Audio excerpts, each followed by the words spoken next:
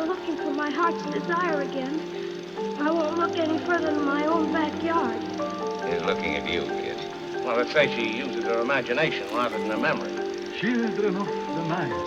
You ever wanted to look beyond the clouds and the stars, or to know what causes the trees to bud?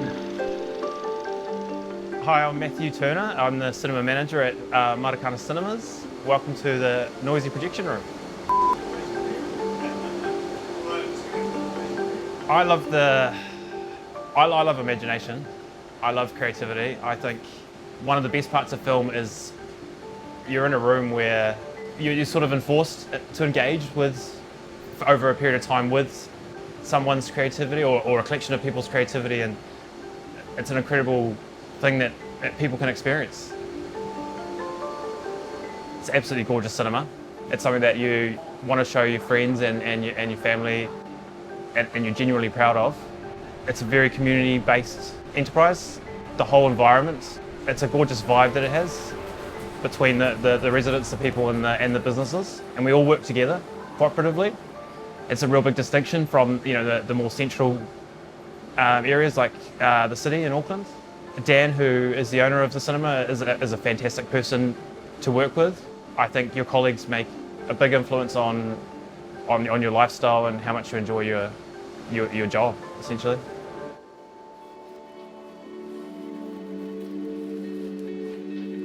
Okay, my name is Dan Payne and I'm the owner and managing director of Matakana Cinemas. I know that Richard often talks about when they first decided to create what is officially called Matakana Village, even though it's within the greater geographical village, but talking about Matakana Village itself, the square that the cinema's in, did feel it was a little bit of a risk, but I think it was a real calculated risk, and I know that there were quite a few factors: the proximity to Auckland City, the fact that the Didsburys had already been up here for 20 odd years with the property and they knew the area, and I think it really started from Richard and Christine's vision. It's pretty remarkable to see where it is today. When you narrow that focus down to just the cinema itself, again, you just got to go back to Richard and Nolene and Christine, who did the original design, because I think it comes from the fact that so many people hear about the cinema not because of the movies we show, because we show movies the same as any other cinema, but the way that they were designed. They're pretty beautiful, and you'd be surprised how many people come in and say, "Oh, can we just have a look inside your cinemas?" And we say, "Come and see a movie."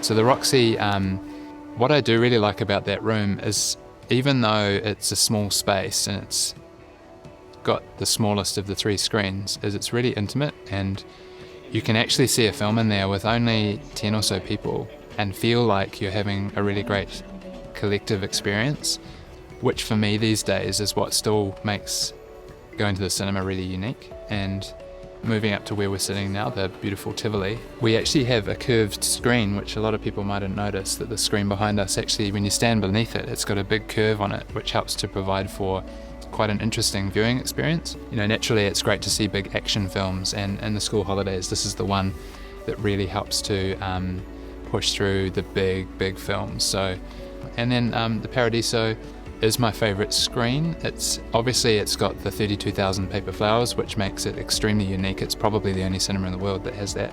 With 74 seats, it's almost like the perfect size room for me. The shape of the room means that almost no matter where you sit, I prefer the 4th row by the way, is that when the screen goes up to CinemaScope, which means when the screen goes right out, it's almost at the peripheral of your vision. So you're actually, I feel, in that cinema, when you're sitting about 3 or 4 rows down, you're getting the most sort of pure cinematic experience that you can out of all the screens in the cinema. And that's why I like it the most. So you feel sort of really engrossed, and sort of, it's probably the most immersive experience that you can get here.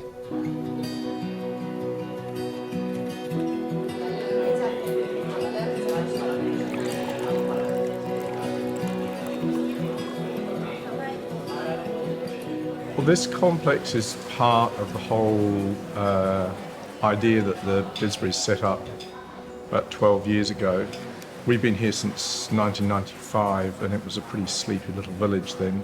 We're incredibly lucky. I mean, we have 3 world-class cinemas with a choice of films from great independent films to the broadcasts that come from the Met and the National Theatre in London. I can't imagine any other small village in New Zealand, or probably the world, has got 3 cinemas in it.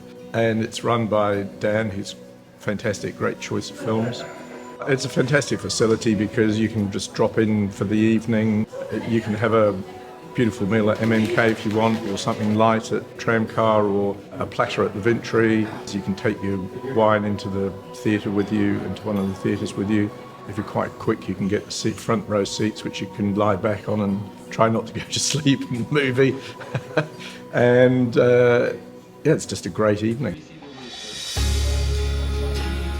I love the job and I love working here so much. I also feel like it's something that I'm going to be doing for quite a while, and it does help to look after my creative juices, as it were, because when I think about it, and I do think about it every now and then, what else would I do? Well, I'm really lucky to be living in this area and really, really grateful for the opportunity that I was given to actually work in the cinema and then to buy the cinema and now own it. And I am really proud of what we're doing and what we can achieve in the future, and I've got an awesome team and Nat and my crew that work here currently. And a big part of enjoyment that I get from my work is not just being able to get free movies, not being able to come to the cinema for free, which doesn't happen as much as you'd think, is also to bring in local kids and nurture them and help to sort of set them off into the big wide world with a passion for movies and also an understanding of what it takes to run a business. Then there's a real obligation to keep this business going for the community and to keep it going for the future generations of movie fans. And I've got kids of my own as well, and it would be fantastic for them to be able to be involved in the business, and for cinema to still be thriving when they are old enough to work here, which is not that far off. If I ever go looking for my heart's desire again, I won't look any further than my own backyard. She's looking at you, kid. Well, let's say she uses her imagination rather than her memory. Children of the night. You never wanted to look beyond the clouds and the stars,